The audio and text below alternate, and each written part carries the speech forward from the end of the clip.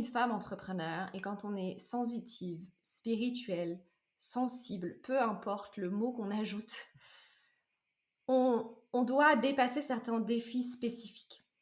Et la relation à l'argent est un gros défi. Parce que la relation à l'argent est notre relation à toute autre chose dans cette vie, mais surtout notre relation à nous-mêmes. C'est ça que nous avons abordé plus particulièrement dans ce jour 2. Et pour le podcast Vérité, j'aimerais vous partager les 15 enseignements que j'ai pu transmettre dans cette expérience libre et qui leur ont vraiment permis de se rendre compte de l'origine de leur blocage, de tous les endroits où elles se freinaient elles-mêmes dans leur expansion spirituelle et matérielle, à quel point elles avaient des croyances, des limites par rapport à l'argent, et que tout cela reflétait en majorité leurs propres limites. Que finalement ce n'était pas vraiment une question d'argent, que c'était simplement à propos d'elles, à propos d'elles-mêmes. Et donc j'aimerais vous dire que aujourd'hui, toutes les insatisfactions que vous pouvez vivre dans votre entreprise, quelle qu'elle soit,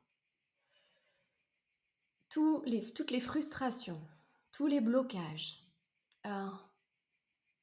qui pourraient être générés par l'argent ou par les résultats financiers ou par le manque de résultats financiers ou par la perspective d'un prochain niveau de croissance, tout cela vient révéler un nouveau niveau de transformation pour vous, un nouveau niveau d'alignement pour vous.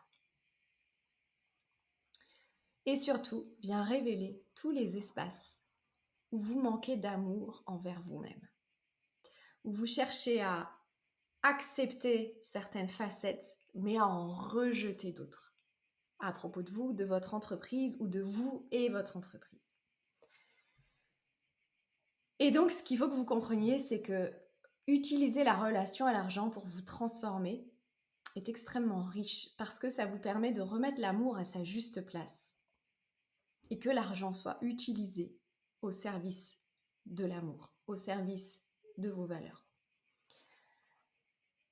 Un des premiers enseignements que j'ai transmis, c'est que énormément de femmes, pour pas dire toutes, de femmes entrepreneurs qui viennent me voir, ont le réflexe de se juger ou de remettre en question leurs compétences en fonction des résultats de leur entreprise. Alors, vous allez me dire, c'est normal, on cultive cette idée dans la société, on cultive cette idée de la réussite par la performance financière, de la reconnaissance sociale par la performance financière.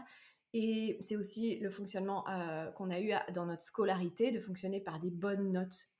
Donc, on a pris cette habitude de s'auto-valider ou invalider en fonction des résultats extérieurs.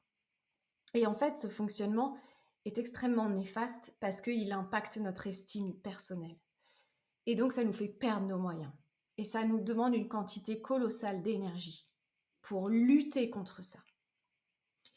Ce que j'ai proposé comme nouveau paradigme aux participants de l'expérience libre, c'est de garder foi et confiance en leur vision intérieure et pas en la vision de la réalité extérieure. Parce que le problème, c'est que quand vous fonctionnez en réaction aux résultats extérieurs, vous allez remettre en cause votre engagement, votre vision, vos objectifs et les décisions que vous avez prises jusque-là. C'est ça qui est néfaste. Oui, les résultats extérieurs sont une réalité, mais cela ne veut pas dire que vous avez à tout remettre en question et surtout à vous remettre en question. Les résultats extérieurs sont simplement le signe de la posture, de l'espace à partir duquel vous avez posé vos actions, vous avez pris vos décisions.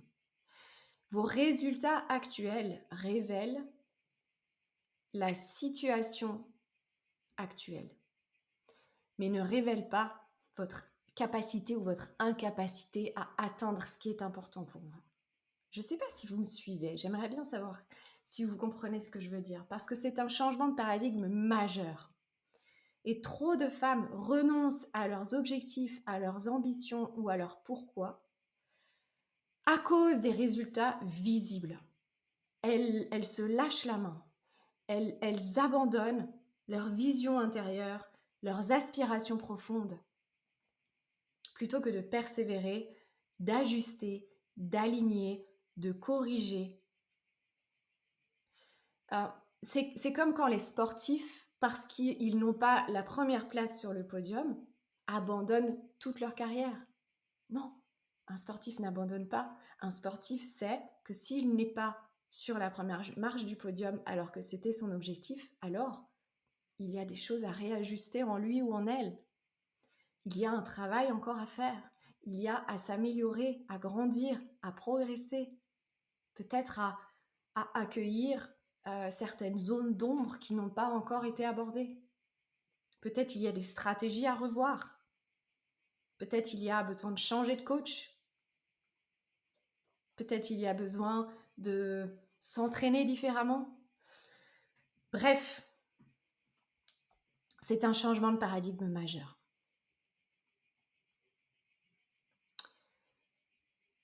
Donc, alors oui, j'ai des notes pour cette fois. En fait,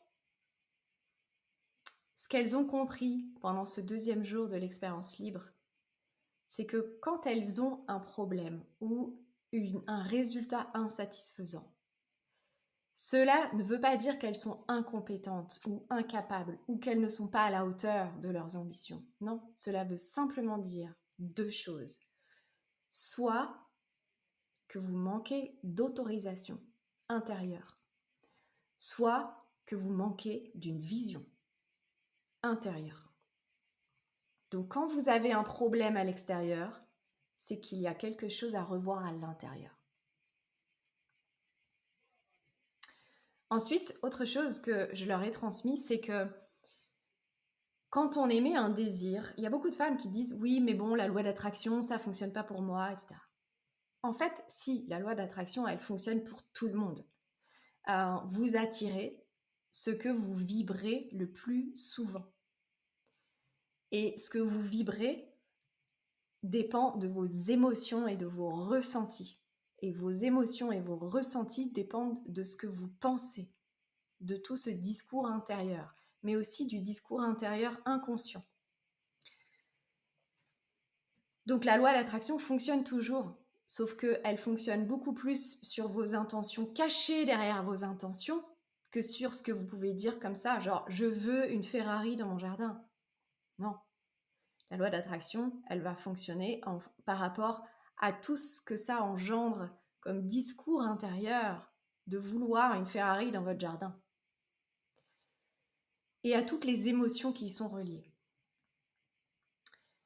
Ce qu'on ne vous dit pas, ou que très peu vous disent par rapport à cette loi d'attraction, c'est que vous allez d'abord manifester l'opposé ou l'absence de ce que vous désirez.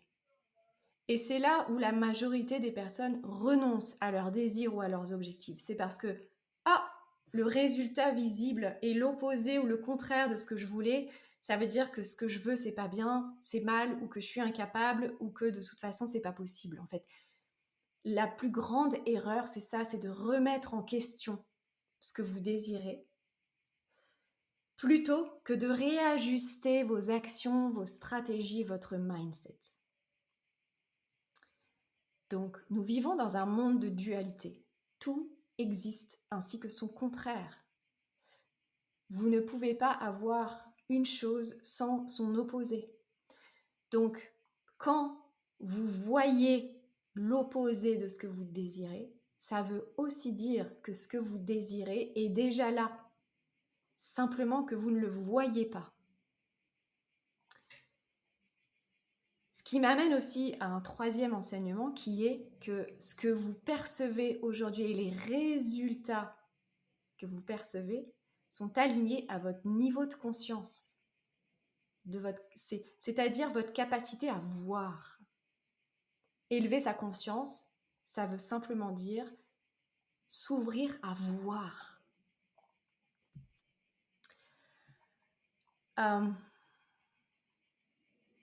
Donc souvent aussi, donc on vit l'opposé de ce qu'on désire, mais souvent, on veut quelque chose pour fuir autre chose. Et c'est là où ça bug, c'est-à-dire que de toute façon, ce qu'on veut fuir, on va de toute façon l'attirer aussi. Et là, vous avez l'impression de bugger. Alors que c'est normal d'attirer l'opposé de ce que vous désirez.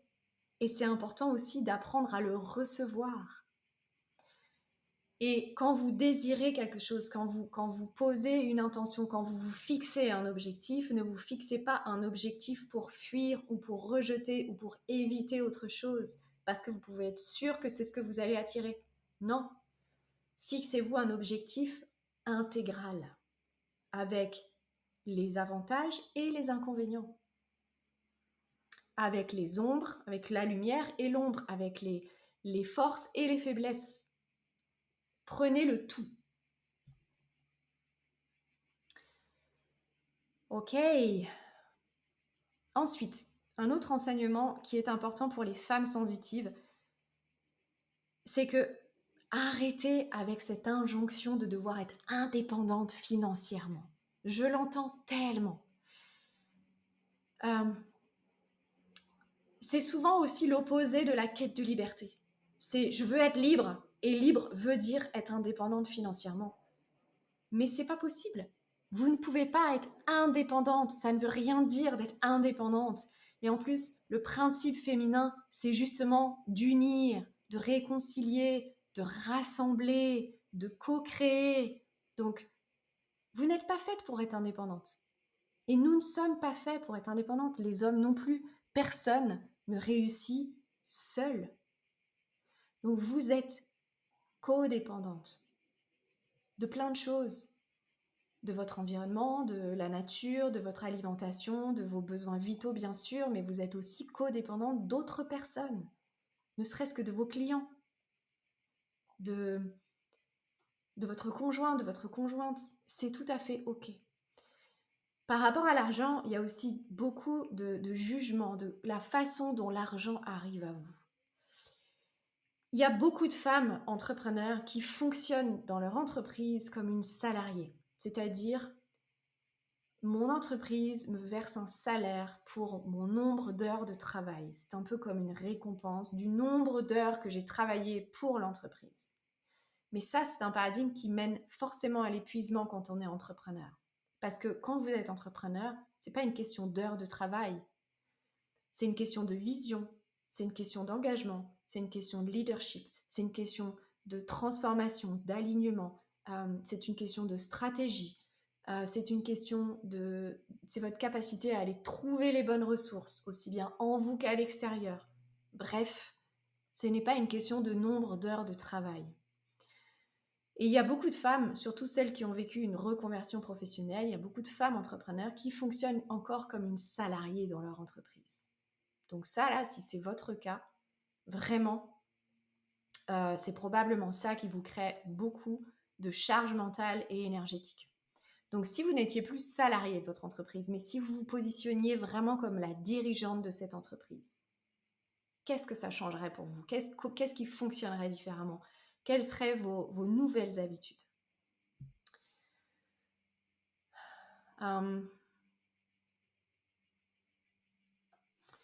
Et donc, pour revenir à cette notion d'indépendance ou de dépendance, c'est un peu le même principe. C'est-à-dire que j'avais récemment une conversation avec une femme entrepreneur qui me disait moi, mon objectif, c'est d'atteindre 3 000 ou 5 000 euros de rémunération par mois. Et donc, je pense mes stratégies pour ça. Évidemment, ça fait 1 an ou 2 ans qu'elle pense comme ça et elle n'atteint pas ces 3 000 euros par mois. Je lui dis peut-être que l'erreur que tu fais, c'est que justement, tu penses à partir de ton besoin de rémunération. Parce que tu penses à partir de cette injonction de devoir être indépendante financièrement. Sous-entendu, Je culpabilise parce que mon conjoint ramène l'argent pour faire vivre le foyer. Et moi, je ne fais rien, je ne rapporte rien. C'est d'autant plus important cette année de vous remettre dans un état d'esprit de couple, de foyer, on fait ensemble, on est unis pour manifester ensemble. C'est pas parce que l'argent arrive par votre conjoint ou votre conjointe, par un héritage, par des dons, des cadeaux, par des revenus locatifs, par la vente de je ne sais quoi, peu importe comment l'argent arrive, mais l'argent vient à vous. Et c'est important d'arrêter de juger la façon dont cet argent arrive à vous.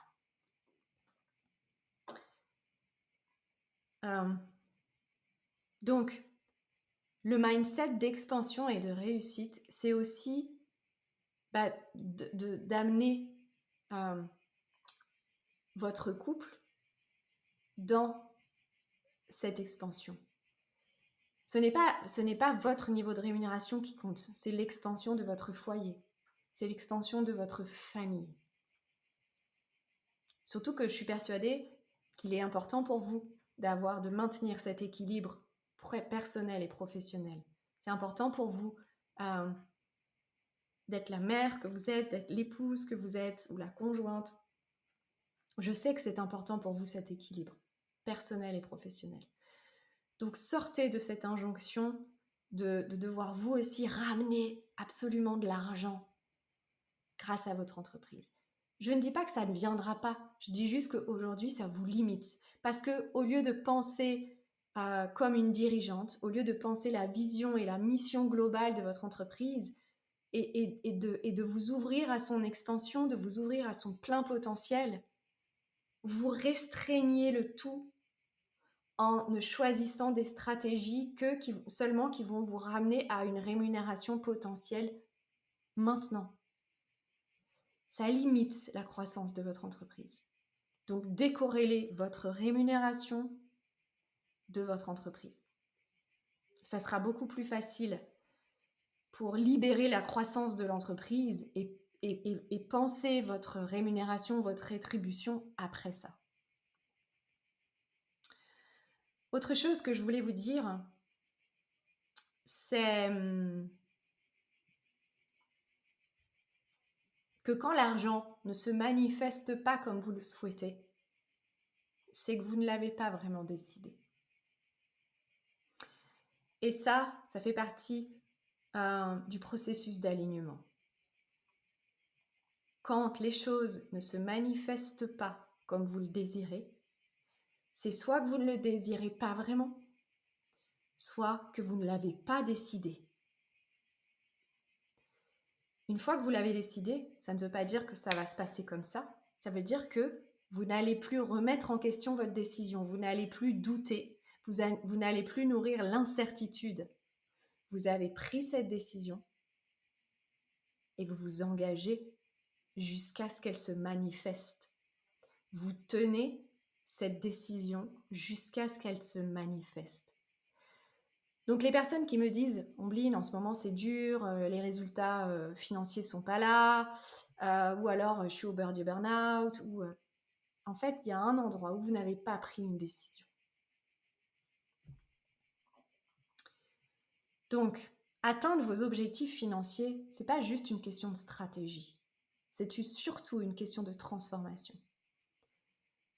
Parce que vous avez besoin de vous transformer pour devenir celle qui a déjà atteint ses objectifs. Et que vous ouvriez aussi la vision qui vient après ça. Parce que sinon, vous allez manifester seulement 80% de votre objectif. Vous allez rester en dessous de votre objectif.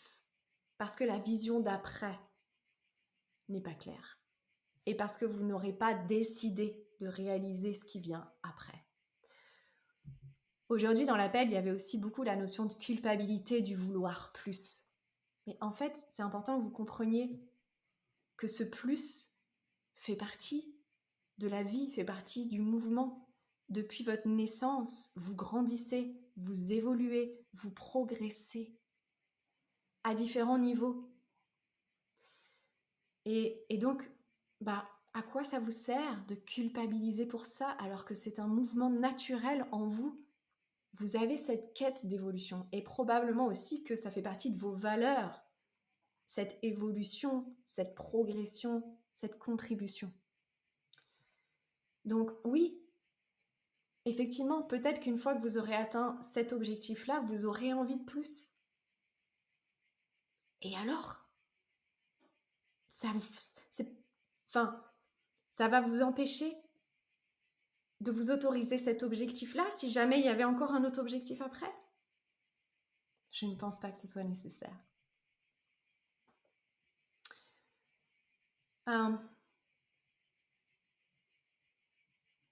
Ensuite, autre chose que je voulais vous dire, c'est que l'argent est toujours au service de vos intentions. L'argent soutient toujours vos intentions, mais comme je vous le disais tout à l'heure, l'argent sert vos intentions, caché derrière vos intentions. Donc pour ça aussi, c'est important de vous transformer et d'être entouré. Parce que quand on reste seul avec soi-même, on n'a pas cette capacité à voir pleinement la vérité. Il y a des zones d'ombre à propos de nous-mêmes qu'on ne peut pas voir. Donc quand vous êtes entouré, quand vous êtes accompagné, vous avez cette capacité à voir les zones d'ombre, à pouvoir réajuster ce qui est nécessaire, à pouvoir transcender ce qui est nécessaire et à pouvoir vous rendre compte de l'origine des résultats que vous avez manifestés pour pouvoir faire l'alignement qui est nécessaire si vous voulez d'autres résultats. Quelque chose qui est très important aussi, c'est que l'argent ne définit pas ni votre succès, ni votre légitimité, ni la femme que vous êtes. Vos résultats financiers actuels sont simplement le reflet de ce que vous avez incarné jusqu'à maintenant, de votre identité jusqu'à maintenant, et du niveau de conscience à partir duquel vous avez pris vos décisions. Donc si vous voulez changer votre réalité financière, vous devez vous changer vous-même. Si vous voulez changer la réalité financière de notre monde, vous devez vous changer vous-même. Quelque chose qui est très important aussi, qui est majeur et qui est très peu fréquent chez les femmes entrepreneurs, ou en tout cas qui est fréquent chez les femmes entrepreneurs qui réussissent, c'est vraiment la capacité à prendre la responsabilité de leurs résultats ou de leurs non-résultats. Parce qu'à partir du moment où vous prenez la responsabilité de vos résultats, même quand ça ne fait pas plaisir, et c'est même d'autant plus là que c'est difficile, ça vous permet de reprendre votre pouvoir et de réajuster. Tant que vous subissez les résultats, vous n'avancerez pas.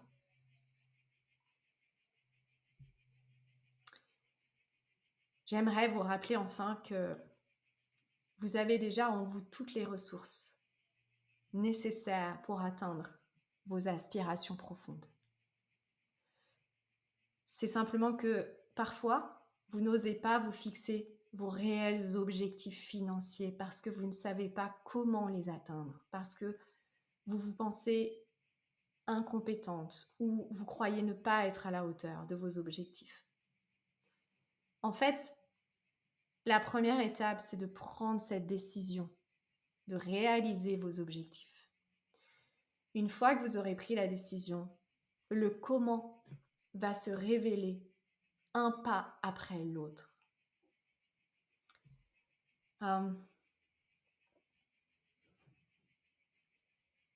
Donc, ce qui vous empêche d'atteindre vos objectifs aujourd'hui, c'est vous-même.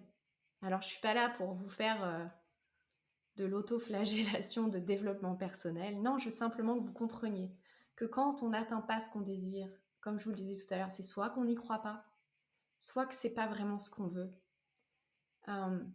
soit qu'on n'en a pas pleinement pris la responsabilité et donc la décision.